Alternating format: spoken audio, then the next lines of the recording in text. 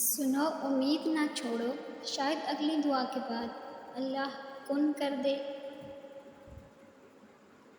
ابلیس کا رویہ یہ تھا کہ وہ اپنی غلطی پر شرمندہ نہیں ہوتا، اور ہمارا رویہ یہ ہے کہ ہم شرمندہ ہونے والوں کو اتنا ذلیل کرتے ہیں کہ وہ ابلیس بننے پر مجبور ہو جاتے ہیں۔ ہر انسان اس شخص کے لیے سامنے خود کو مصروف ظاہر کرتا ہے جس کو وہ اہمیت نہیں دیتا۔ اگر کوئی انسان ایک سے زیادہ بار آپ کو یہ کہے کر نظر انداز کر دے کہ میں مصروف ہوں، تو سمجھ جائیں آپ غلط دروازے پر دستک دے رہے ہیں۔ جو تمہارا نہیں اس کی دوری پر تمہیں مطمئن کر دیا جائے گا، اور جو تمہارا ہے اس کو تم تک بھیج دیا جائے گا۔ زندگی میں مشکل لمحات آتے ہیں، بہت بار لگتا ہے کہ اب زندہ رہنے کے لیے کوئی وجہ باقی نہیں، بہت بار اپنے تمہیں چھوڑ دیتے ہیں، بہت بار تم خود اپنی زندگی سے نفرت کرنے لگتے ہو۔ سنو، زندگی اگر گزرتی ہے تو پھر چلنا بھی سکھاتی ہے۔ اگر تم زندہ ہو تو تمہاری زندگی میں بہتری کی امید باقی ہے۔ سنو، اگر تمہیں کبھی زندگی لگے تو خدا کو تلاش ضرور کرو، اور پھر تلاش کر کے دیکھنا، خدا تمہارے لیے زندگی کو آسان اور سنوار دیتا ہے۔ یا رب، میں ایک کھلونا مٹی کا، تیرے کون سے جو تخلیق ہوا، تیرے کرم نے زی روح کیا مجھے، تیرے حکم سے سانسیں چلتی ہیں، تیرے فضل سے ہستی قائم ہے۔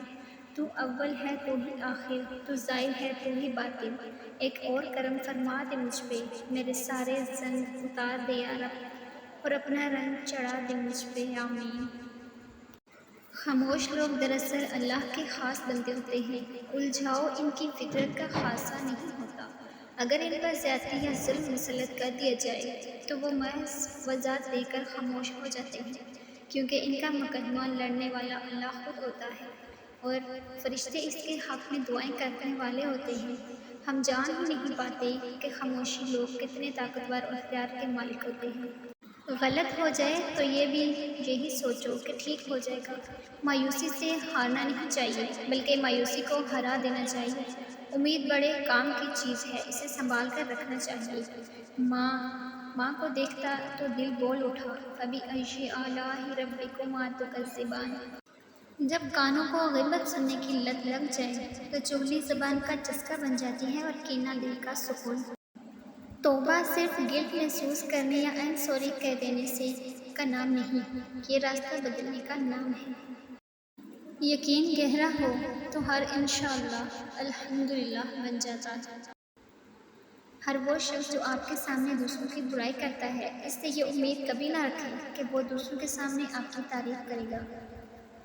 خود کی تعریف نہ کریں، ورنہ کوئی بھی آپ پر یقین نہیں کرے گا۔ پہلا حصول، پیسہ کبھی بھی برباد مت کرو۔ دوسرا حصول، پہلا حصول کبھی مت بھولنا۔ حد سے زیادہ شہرت بھی عذاب ہے۔